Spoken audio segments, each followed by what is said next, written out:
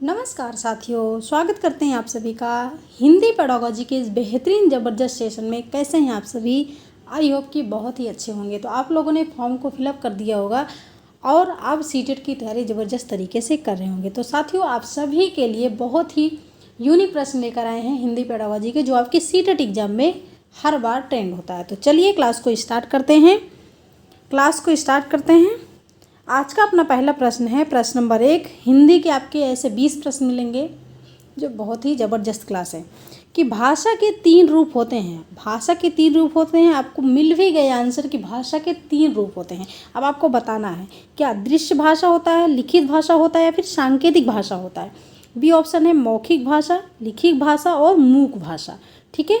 C option है मौखिक भाषा, लिखित भाषा और सांकेतिक भाषा। और डी ऑप्शन है मौखिक भाषा और श्रव्य भाषा, सांकेतिक भाषा। तो भाषा के 3 रूप होते हैं और आपको ऑप्शन में सभी में 3 रूप दिख भी रहे हैं, लेकिन आपको करेक्ट आंसर बताना है कि कौन सा आंसर यहाँ पर सही होगा। तो आपने देखा, आप या तो मुंह से बोल के अपनी बातों को दूसरों के सामने व्यक्त करते हो, या तो लिख के करते हो, या तो जो लोग बात नहीं कर सकते, लिख नहीं कर सकते, वो संकेतों के द्वारा, मतलब इशारों के द्वारा अपनी बातों को बताते हैं। ठीक है। तो यहाँ पर क्या होगा, मौखिक भाषा, लिखित भाषा और सांकेतिक भाषा। ठीक है। 3 भाषाएं यहाँ पर हो गई आपकी। सी ऑप्शन लॉक हो जाएगा। सी ऑप्शन यहाँ पर लॉक हो जाएगा। लिखित भाषा, मौखिक भाषा और सांकेतिक भाषा।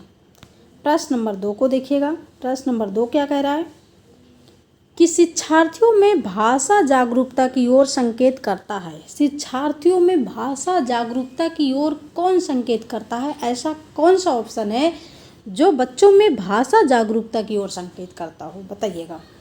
ए ऑप्शन है भाषा प्रयोग करने वाले का व्याकरणिक ज्ञान। बी ऑप्शन है भाषा के रूप और प्रकार के प्रति सचेतना तथा संवेदनशीलता को बढ़ाने से। सी ऑप्शन है भाषा के चारों कौशलों की समझ विकसित करने से। या फिर डी ऑप्शन है भाषा में पढ़ने लिखने के प्रति सचेतना और संवेदनशीलता को बढ़ाने से। अब बताइए, अगर आपको कहीं भी हिंदी में व्याकरणिक ज्ञान मिले तो उस ऑप्शन को काट दीजिएगा। ठीक है। अब आप 3 ऑप्शन यहाँ बचे हैं और आपको देखना है कि बच्चों में भाषा जागरूकता को जो ऑप्शन बढ़ाता हो। भाषा के चारों कौशलों की समझ, क्या अगर आप बच्चों में जो है भाषा के चारों कौशल की समझ आप विकसित कर देंगे तो क्या भाषा जागरूकता हो सकती है क्या? बताइए। बी ऑप्शन है भाषा के रूप और प्रकार के प्रति सचेतना तथा संवेदनशीलता को बढ़ाने से।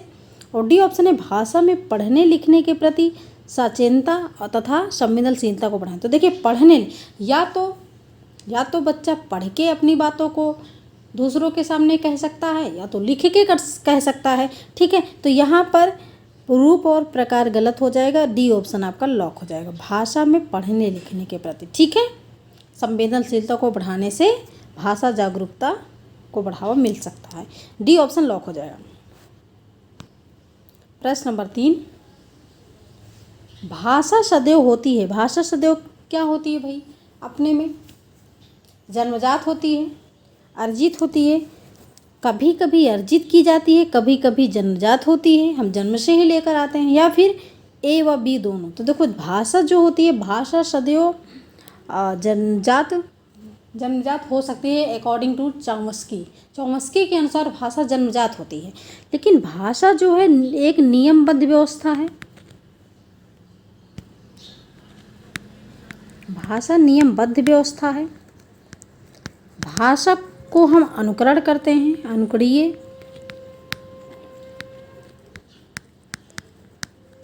भाषा अनुकरणीय है। भाषा परिवर्तनशील है। समय के अनुसार आपकी बातें, भाषाएं बदलती रहती हैं। ठीक है। भाषा परिवर्तनशील है। तो यहाँ पर बात की जा रही है कि भाषा सदैव होती है क्या, जन्मजात होती है? अगर बात की जाए चौमस्की के अनुसार कि तो भाषा जन्मजात भी होती है। उनका कहना है कि बच्चा जो है जन्म से ही भाषा लेकर आता है, मतलब उनके मस्तिष्क में होती है भाषाएं। और बी ऑप्शन है अर्जित, भाषा को हम अर्जित करते हैं क्योंकि भाषा अनुकरणीय है। ठीक है। तो अर्जित संपत्ति है, यहाँ पर आप कर लीजिए एक और कि भाषा अर्जित संपत्ति है, भाषा को हम अर्जित करते हैं। तो यहाँ पर आपका डी ऑप्शन लॉक हो जाएगा, ए व बी दोनों। ठीक है। प्रश्न नंबर 4 देखिएगा कि भाषा अर्जन के संबंध में कौन सा कथन अनुचित है, गलत है। भाषा अर्जन के संबंध में कौन सा कथन गलत है। जब हम भाषा को अर्जन करते हैं, ये ऑप्शन है, विद्यालय गए बिना भी भाषा अर्जन संभव है। बिल्कुल सही बात है। क्या जो बच्चे विद्यालय नहीं जाते हैं, जो पढ़ लिख नहीं सकते हैं, क्या उनको भाषा का ज्ञान नहीं होता? बिल्कुल होता है। बी ऑप्शन है, व्याकरण की पुस्तक पढ़े बिना भाषा अर्जन संभव नहीं है। क्या व्याकरण की पुस्तक पढ़े बिना हम भाषा को अर्जन नहीं कर सकते हैं? सी ऑप्शन है, बालकों में भाषा अर्जन की स्वाभाविक क्षमता होती है। ठीक है। ए भी क्या है आपका पॉजिटिव है। और विद्यालय गए बिना भी भाषा अर्जन संभव है, ए भी क्या पॉजिटिव है। भाषा अर्जन को सहज बनाने के लिए समृद्ध भाषिक परिवेश की आवश्यकता होती है। आप बच्चों को ऐसा परिवेश दीजिए, वो अपने आप भाषा अर्जन करना सीख जाएंगे। आपका डी ऑप्शन भी पॉजिटिव है। लेकिन आपको तो निगेटिव चाहिए यहाँ पर, तो निगेटिव यही हो जाएगा कि व्याकरण की पुस्तक पढ़े बिना भाषा अर्जन संभव नहीं है। भाई व्याकरण की पुस्तक पढ़े बिना भी भाषा अर्जन संभव है। ठीक है। तो इसलिए निगेटिव आपका यही होगा और आंसर आपका बी ऑप्शन हो जाएगा। क्वेश्चन को मैं आप लोगों को बार बार बताती हूँ कि अगर एक ही क्वेश्चन को 1 से 2 बार आप पढ़ोगे तो अपने आप उसका आंसर निकल के आ जाएगा। अगर उसको हवा में एक ही बार अगर आप चीज़ें देखते हो तो समझ नहीं आएगा। प्रश्न नंबर 5 को देखिएगा, भाषा अर्जन के संबंध में कौन सा कथन सही है। भाषा अर्जन से यहाँ पर बहुत सारे प्रश्न हैं और भाषा अर्जन से सीटेट में प्रश्न आता है। भाषा अर्जन के संबंध में कौन सा कथन सही है, यहाँ पर सही पूछा गया। तो यह सहज होता है, यह सरल होता है, यह कठिन होता है, या सीखा जाता है। तो देखिए, सरल और कठिन कुछ नहीं होता। मैंने पहले बताया, सरल कहीं आए तो उसको काट दीजिए, कठिन आए तो उसको काट दीजिए। तो जब हम भाषा अर्जन करते हैं तो क्या करते हैं, उसको हम सीखते ही तो हैं, किसी की नकल ही तो करते हैं। कोई बात हमसे, हमारे माता पिता हैं उनका हम अनुकरण ही तो करते हैं, उनसे हम सीखते ही तो हैं, तो उसी को तो अर्जन बोलते हैं। तो डी ऑप्शन यहाँ पर लॉक हो जाएगा कि यह सीखा जाता है। भाषा अर्जन क्या है, यह सीखा जाता है। ठीक है। डी ऑप्शन लॉक हो जाएगा। प्रश्न नंबर 6 देखिएगा, संयुक्त परिवार में बच्चों का भाषा विकास अपेक्षाकृत बेहतर होता है। इसका आधार क्या है, इसका कारण क्या है कि जो संयुक्त परिवार होता है, जो जॉइंट फैमिली होती है, उसमें जो बच्चों का भाषा विकास होता है जो है वो जल्दी होता है, बेहतर होता है। ऐसा क्यों? हमने बहुत बार प्रश्न में भी बताया है कि जो संयुक्त परिवार होते हैं उनमें बच्चों का भाषा विकास, उसमें बच्चे जल्दी बोलते हैं, जल्दी बोलना सीखते हैं। क्यों? क्योंकि उसमें जो है हर एक लोग बच्चों के साथ ज़्यादा बातचीत करेंगे, और बातचीत जब करेंगे, संप्रेषण करेंगे, तो जो है बच्चा जल्दी बोलना सीख जाएगा, क्योंकि एक दूसरे के साथ उनकी अंतःक्रिया होगी। ठीक है। तो यहाँ पर बात की जाए, परस्पर प्रश्नोत्तर क्या होगा, बड़ों की परिपक्व भाषा होगी, या फिर बच्चों द्वारा बड़ों का अनुकरण होगा, या फिर परस्पर अंतःक्रिया। तो यहाँ पर हो जाएगा डी ऑप्शन की परस्पर अंतःक्रिया। ठीक है। डी ऑप्शन लॉक हो जाएगा। परस्पर अंतःक्रिया, लगातार अंतःक्रिया होती रहेगी, इसलिए भाषा विकास जल्दी होता है। प्रश्न नंबर 7 अभिकथन से प्रश्न है। अभिकथन ये कह रहा है कि भाषा का कार्यात्मक मॉडल संप्रेषणात्मक क्षमता की अवधारणा से जुड़ा है। तर्क कह रहा है कि भाषा कार्यात्मक अर्थों की अभिव्यक्ति तथा वास्तविक दुनिया की गतिविधियों को करने का एक माध्यम है। तो देखिएगा, अभिकथन ये कह रहा है कि जो भाषा है, भाषा का जो कार्यात्मक मॉडल है वो संप्रेषण क्षमता की अवधारणा से जुड़ा है। भाषा को हम क्या करते हैं, संप्रेषण ही करते हैं, है ना। और जब संप्रेषण करते हैं तो यही हमारी अभिव्यक्ति है, यही हमारी वास्तविक दुनिया है। ठीक है। वास्तविक दुनिया से जुड़ा हुआ है। तो ए और आर दोनों सही है तथा आर ए की सही व्याख्या करता है। ए ऑप्शन लॉक हो जाएगा। तो साथियों, आपको क्लास कैसी लग रही है? अच्छी लग रही है तो लाइक करिएगा एंड शेयर करिएगा अपने दोस्तों में, ताकि और भी लोग क्लास से जुड़ते रहें।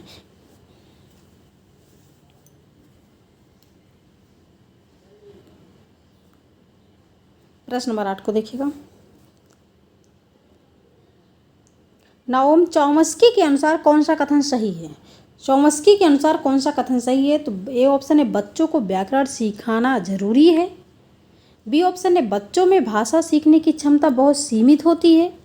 सी ऑप्शन है बच्चों में भाषा सीखने की जन्मजात क्षमता होती है, और डी ऑप्शन है बच्चों में भाषा सीखने की जन्मजात क्षमता नहीं होती है। तो इसका आंसर तो आप लोग दे चुके होंगे, क्योंकि आप सभी को पता है कि चॉम्स्की कहते हैं कि जो बच्चा होता है, बच्चों में भाषा सीखने की जन्मजात क्षमता होती है। अभी आगे और आप लोग देखोगे तो क्लियर हो जाएगा। तो यहाँ पर हो जाएगा सी ऑप्शन कि बच्चों में भाषा सीखने की जन्मजात क्षमता होती है। ठीक है।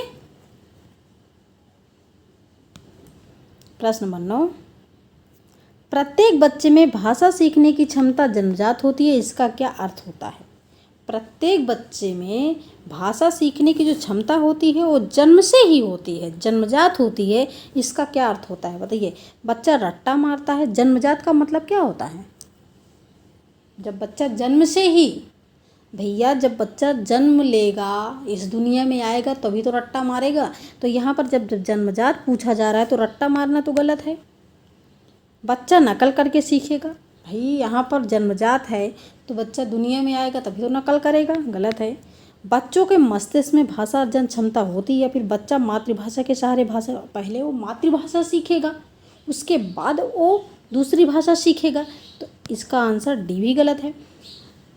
प्रत्येक बच्चे में भाषा सीखने की क्षमता जन्मजात होती है, इसका अर्थ होता है कि बच्चों के मस्तिष्क में भाषा अर्जन क्षमता होती है, तभी वो आगे चल के भाषा सीखते हैं। ठीक है। सी ऑप्शन लॉक हो जाएगा, सी ऑप्शन लॉक हो जाएगा यहाँ पर।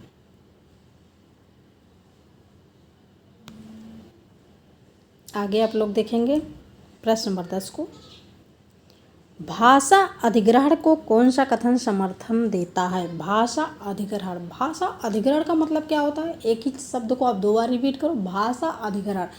अधिग्रहण का मतलब ही होता है कि जो आप देख लो, सुन लो और सीख जाओ, जिसको बोलते हैं लैंग्वेज एक्विजिशन डिवाइस। ठीक है। तो देखिए, भाषा अधिग्रहण को कौन सा कथन समर्थन करता है? तो बिना सोचे समझे, बिना प्रयास के सीखना। तो मैंने अभी आपको बताया भाषा अधिग्रहण, अधिग्रहण आप करते हो बिना सोचे समझे। जो चीज़ आप देख लो, सुन लो, वो आपके माइंड में, मस्तिष्क में सेट हो जाए, उसके लिए आपको सोचना ना पड़े। ठीक है। कुछ चीज़ें होती हैं जो दिमाग में चलती रहती है, उस पर आप जोर भी नहीं डालते हो, फिर भी वो दिमाग में चलती रहती है। तो ये ऑप्शन आपका लॉक हो जाएगा। अधिग्रहण का मतलब ही होता है एलईडी, जिसको आप बोलते हैं एलएडी। ठीक है, लैंग्वेज एक्विजिशन डिवाइस। तो ये ऑप्शन लॉक हो जाएगा। प्रश्न नंबर 11 देखिएगा। प्रश्न नंबर 11 कि वाचन कौशल को विकसित करने का एक महत्वपूर्ण पहलू क्या है? वाचन कौशल, वाचन, जब हम वाचन करते हैं, पढ़ते हैं, अपनी बातों को दूसरों के सामने स्थिति, किसी भी स्थित परिस्थिति में करते हैं, तो वाचन कौशल को विकसित करने का एक महत्वपूर्ण पहलू क्या है? स्पष्ट तथा शुद्ध उच्चारण का प्रयोग करना, क्या ये है? बाणी को मीठा तथा सुरीला बनाना, क्या ये है? भाई बाणी को मीठा सुरीला बना लो और किसी के सामने कुछ भी बोल दो, क्या ये है? या फिर संदर्भ तथा स्थिति को ध्यान में रखते हो, बिल्कुल सही। आप जो है सबसे ज़्यादा इम्पॉर्टेंट है कि अपनी बातों को जिसके सामने कह रहे हो, उस समय उस सिचुएशन क्या है, कब क्या कहना चाहिए, है ना, समय देखकर वो चीज़ का सबसे बड़ा ध्यान रखना चाहिए। वही आपका है वाचन कौशल। ठीक है। तो सी ऑप्शन लॉक हो जाएगा कि संदर्भ तथा स्थिति को ध्यान में रखते हुए बोलना। क्लियर। उतार चढ़ाव तथा लय से बोलने का अभ्यास करना, ये गलत है। सबसे पॉजिटिव आंसर सी है। प्रश्न नंबर 11 का सी ऑप्शन लॉक हो जाएगा। प्रश्न नंबर 12 को देखिएगा। मौखिक अभिव्यक्ति के विकास में सर्वाधिक महत्वपूर्ण क्या है? मौखिक अभिव्यक्ति, जब हम मुंह से बोलते हैं तो सबसे ज़्यादा इम्पॉर्टेंट क्या है? बातचीत करना, कहानी कहना, कविता का पाठ करना, या फिर समाचार सुनाना, क्या है? जब अपनी बातों को मुख से हम बोलते हैं तो आप कैसे बातचीत कर रहे हो, ये सबसे ज़्यादा इम्पोर्टेंट है। ठीक है। प्रश्न नंबर 13, आई होप कि आप लोग समझ रहे होंगे, है ना। अगर आप लोग समझेंगे नहीं तो सारा मतलब व्यर्थ है। प्रश्न नंबर 13, आप लोग कमेंट करते रहा करो कि कितना, जो लोग डेली वीडियो देखते भी हैं हमारी, और जो लोग नहीं देखते, आप लोग वीडियो को शेयर किया करो। अपने दोस्तों में, अपने फैमिली में जो लोग सीटेट की तैयारी कर रहे हैं, ताकि और भी लोग देखें। और कमेंट ही एक जरिया जिससे हम आपसे बातचीत कर सकते हैं। आपके कमेंट का रिप्लाई भी देते हैं, ऐसा कोई कमेंट नहीं है जिसका हम रिप्लाई नहीं देते, ऐसा हो ही नहीं सकता, क्योंकि रिप्लाई हमेशा देते हैं। तो आप लोग कमेंट किया करो, हमें अच्छा लगता है। प्रश्न नंबर 13 को देखिएगा कि निम्नलिखित में से कौन सी एक गहन पठन की विशेषता मानी जाती है। गहन पठन, एकदम महारत हासिल कर लो, गहन पठन की विशेषता मानी जा सकती है। ठीक है, तो ए ऑप्शन है प्रवाहपूर्ण पढ़ने के लिए रुचिकर बड़ी बड़ी पाठ्य सामग्रियों को सम्मिलित किया जाना चाहिए। बी ऑप्शन है सही ढंग से पढ़ने के लिए शिक्षक के मार्गदर्शन का अनुगमन करना चाहिए, तब आप गहन पठन की विशेषता मानी जा सकती है। सी ऑप्शन है सूचना को पता लगाने के लिए पाठ्य सामग्री को तीव्र गति से पढ़ना चाहिए।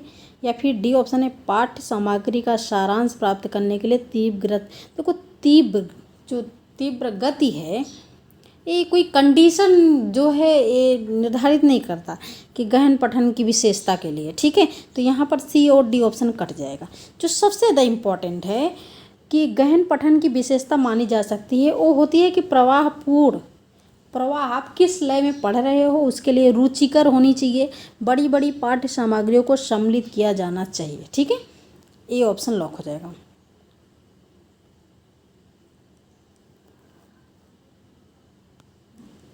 प्रश्न नंबर 14 देखिएगा, प्राथमिक स्तर पर पढ़ना सीखने में सबसे कम महत्वपूर्ण है। अगर 1 से 5 में बच्चा पढ़ना सीख रहा है तो उसके लिए सबसे कम महत्वपूर्ण क्या है। कम महत्वपूर्ण, जब सबसे ज़्यादा महत्वपूर्ण पूछा जाए तो सबसे पॉजिटिव वाला, अब कम पूछा जाए तो सबसे कम पॉजिटिव वाला। ठीक है, तो ए ऑप्शन अनुमान लगाना, संदर्भ अनुसार अर्थ, अक्षरों की पहचान करना, पढ़ने का उद्देश्य। तो देखिए अगर 1 से 5 का बच्चा पढ़ना सीख रहा है, ठीक है, पढ़ना सीख रहा है तो उसके लिए भाई अर्थ निकालना भी महत्वपूर्ण है। अब अक्षरों की पहचान करेगा तभी वो अर्थ निकाल पाएगा, है ना, तो महत्वपूर्ण है। पढ़ने का उद्देश्य तो होगा ही, कोई उद्देश्य से ही पढ़ रहा है भाई, उसको टीचर बनना है, अपने दैनिक जीवन में भाषा का प्रयोग करना है, तो पढ़ने का उद्देश्य भी है। लेकिन अनुमान लगाना पढ़ना सीखने में महत्वपूर्ण नहीं है, इसका कोई काम नहीं, ये कम महत्वपूर्ण है क्योंकि बच्चा पढ़ना सीख रहा है। ये ऑप्शन यहाँ पर लॉक हो जाएगा, क्योंकि कम पूछा गया तो कम को लॉक करना है। प्रश्न नंबर 15 को देखिएगा कि भाषा कौशलों के संदर्भ में कौन सा कथन सत्य है। भाषा कौशल आपके क्या है भाई, 4 हैं। सुबह पाली, सुनना, बोलना, पढ़ना, लिखना। ठीक है, आप इसको आपका मतलब आप एक शिक्षक हो, आप इसको बच्चों को क्रम से सिखा सकते हो, लेकिन बच्चे क्रम से सीख नहीं सकते हैं। ठीक है, तो यहाँ पर भाषा कौशलों के संदर्भ में कौन सा कथन सत्य है, तो भाषा कौशलों के विकास में अभ्यास की अपेक्षा भाषिक नियमों का ज्ञान होना चाहिए। बी ऑप्शन है विद्यालय में केवल पढ़ना लिखना कौशलों पर ही बल देना चाहिए। बच्चे सुनना बोलना पढ़ना लिखना कौशल केवल बच्चे सुनना बोलना पढ़ना लिखना कौशल केवल क्रम से ही सीखते हैं।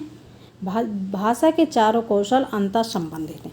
अब बताइए, हमने आपको क्या बताया कि आप बच्चों को चारों कौशल क्रम से सिखा सकते हैं। आप बच्चों को सुनना सिखा दिए, बोलना सिखा दिए, पढ़ना सिखा दिए, लिखना सिखा दिए, लेकिन क्या आप बच्चों से उम्मीद कर सकते हैं कि बच्चा चारों कौशल को क्रम से सीखे।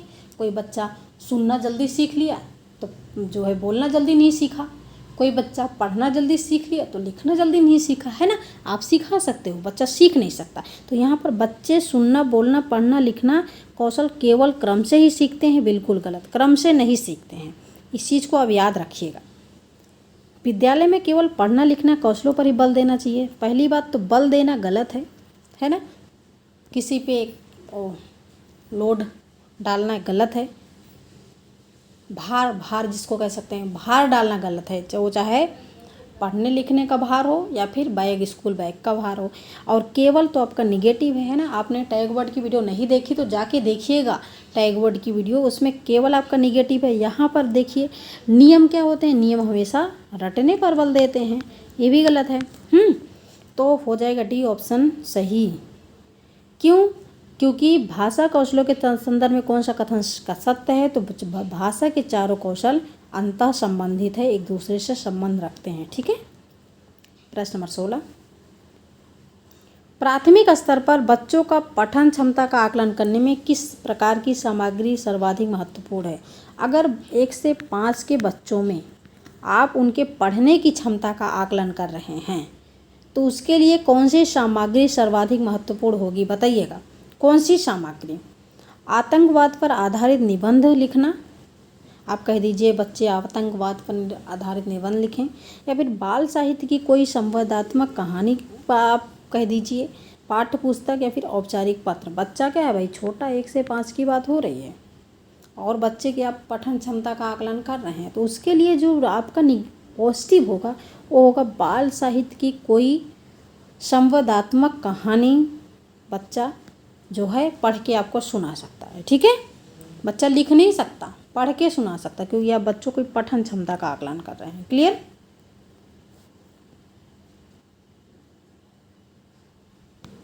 प्रश्न नंबर 17, अपने विद्यार्थियों के भाषा संबंधी क्रमिक विकास का आकलन करने के लिए आपकी निर्भरता मुख्य रूप से किस पर है। भाषा संबंधी क्रमिक विकास जो क्रम से होता है, बच्चा क्या करेगा, क्रम से लिखेगा। पहला अपना नाम लिखेगा, पापा का नाम लिखेगा, मम्मी का नाम लिखेगा, गांव का नाम लिखेगा, अपना एजुकेशन लिखेगा, है ना। तो बात की जा रही है कि विद्यार्थियों के भाषा संबंधी क्रमिक विकास का आकलन करने के लिए आपकी निर्भरता मुख्य रूप से किस पर है। जो चीज़ें बच्चा क्रम से लिखे, क्रमिक विकास की बात करी जा रही है यहाँ पर। तो मौखिक कार्य करवाने पर क्रमिक विकास का आकलन कर सकते हैं। गृह कार्य के उत्तर पुस्तिकाओं के अवलोकन पर, या फिर कक्षा कार्य के अवलोकन पर, पोर्टफोलियो के अवलोकन। आपने पोर्टफोलियो को पढ़ा है, नहीं पढ़ा तो पढ़ लीजिएगा। पोर्टफोलियो में क्या होता है, बच्चा सारी चीज़ें अपनी, सारा बायोडाटा अपना क्रम से लिखेगा। ठीक है, और बाकी चीज़ों में क्रम से नहीं होता, लेकिन पोर्टफोलियो में क्रम से होता है। जैसे बच्चा प्रार्थना पत्र लिखता है, प्रार्थना पत्र फिर भी सारी चीज़ नहीं होती, लेकिन पोर्टफोलियो में बच्चा अपने बारे में क्रम से लिखेगा। ठीक है, तो डी ऑप्शन लॉक हो जाएगा। प्रश्न नंबर 18, किसे मातृभाषा पर आधारित बहुभाषिकता कहेंगे। मातृभाषा पर आधारित बहुभाषिकता कहेंगे, पहले मातृभाषा को सीखिए, उसके बाद बहुत सी भाषाओं को। ठीक है, तो शिक्षार्थी अपनी विद्यालय शिक्षा मातृभाषा में आरंभ करते हैं और उसमें और अधिक कम से कम 2 भाषाएं जोड़ते हैं, वो आपकी बहुभाषिकता होगी। मातृभाषा का मतलब पहला आपका मातृभाषा तो रहेगा ऑप्शन में, उसके बाद बहुभाषिकता की बात करी जा रही है। बी ऑप्शन, शिक्षार्थी अपनी विद्यालय शिक्षा मातृभाषा में आरंभ करते हैं तथा आगे जाकर अंग्रेजी तथा हिंदी पढ़ते हैं। सी ऑप्शन है, शिक्षार्थी अपनी विद्यालय शिक्षा अंग्रेजी में, देखो अंग्रेजी आ गया यहाँ पर और यहाँ पर मातृभाषा है, तो आपका सी ऑप्शन गलत हो गया। शिक्षार्थी प्राथमिक विद्यालय में अपनी मातृभाषा में सीखते हैं तथा बाद में अंग्रेजी में पढ़ते हैं। तो भाई पहला तो आपका क्या है, बच्चा पहले मातृभाषा या फिर स्थानीय भाषा सीखेगा, है ना, उसके बाद ही कोई भाषा सीखेगा। तो यहाँ पर आपका आंसर जो आता है वो ए ऑप्शन लॉक हो जाएगा कि शिक्षार्थी अपनी जो विद्यालय शिक्षा होगी वो मातृभाषा में आरंभ करेंगे तथा उसके बाद वो उसमें 2 भाषाएं जोड़ेंगे। ठीक है, 2 भाषाएं, कम से कम 2 भाषाएं जोड़ेंगे, वो चाहे हिंदी होगी, अंग्रेजी होगी, कोई भी भाषाएं होगी। ठीक, लेकिन आप डायरेक्ट कहो कि हिंदी और अंग्रेजी को जोड़ेंगे तो गलत है, इसलिए ए ऑप्शन गलत है। यहाँ पर देखिए पहले अंग्रेजी है इसलिए ए ऑप्शन भी कटा है। प्रश्न नंबर 19, भाषा किसका और किसका एक उत्तम साधन है। भाषा डॉट डॉट और डॉट डॉट का एक उत्तम साधन है। भाई क्या, सोचने, महसूस करने, चीज़ों से जुड़ने, पढ़ने, लिखने, समझने, सुनने, बोलने, सोचने, पढ़ने, लिखने, संप्रेषण। कोई भी 4 कौशल यहाँ पर नहीं है। तो भाषा जो है सोचने, महसूस करने और चीज़ों से जुड़ने का एक उत्तम साधन है, इसलिए ए ऑप्शन लॉक हो जाएगा। प्रश्न नंबर 20 क्या कह रहा है कि विद्यालय में बच्चे को अपने घर की भाषा प्रयोग करने से मना करना उनके अधिगम के लिए क्यों हानिकारक है। कि विद्यालय में बच्चों को जो उनके घर की भाषा होती है, उनकी जो मातृभाषा होती है, उसका प्रयोग करने से मना कर दो तो उसके अधिगम के लिए क्यों हानिकारक है, भाई बताइए।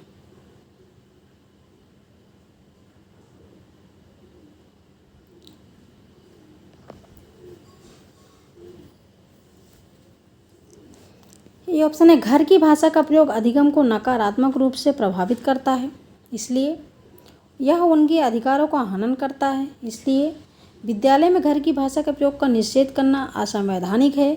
डी ऑप्शन है, इससे विद्यार्थी स्वयं को हाशिए पर महसूस कर सकते हैं तथा कक्षा में स्वयं को खोया हुआ महसूस करते हैं। अगर आप बच्चों को कह दीजिए कि वो अपने घर की भाषा का प्रयोग ना करें, अगर घर की भाषा का प्रयोग करेंगे तो स्कूल में वो उनके लिए हानिकारक है, और अगर आप उनके घर की भाषा का प्रयोग करने से आप मना कर दोगे तो भाई ऐसा तो लगेगा ना कि उनसे कोई चीज़ उनकी छीन गई, और जब छीन गई तो क्या करेंगे भाई, वो अपने को खोया हुआ महसूस करेंगे कि नहीं, खोया हुआ महसूस करेंगे ना, इसलिए यहाँ पर डी ऑप्शन लॉक हो जाएगा। ठीक है, डी ऑप्शन लॉक हो जाएगा। तो साथियों, ये थे आज के 20 प्रश्न। आपको क्लास कैसी लगी? अगर अच्छी लगी तो हम बार बार आपको बोलते हैं कि क्लास को शेयर कर दीजिए और चैनल को सब्सक्राइब ज़रूर कर दीजिए, और कमेंट करके आप लोग ज़रूर बताइएगा कि इन 20 प्रश्नों में आपने कितना स्कोर किया। और वीडियो हम आपको बार बार बताते हैं कि क्लास में संख्या थोड़ी सी नहीं बढ़ पा रही है, जिससे हम बड़ी वीडियो नहीं ला पा रहे हैं। तो thanks for watching video. This is Sadhana Tyagi's expert classes.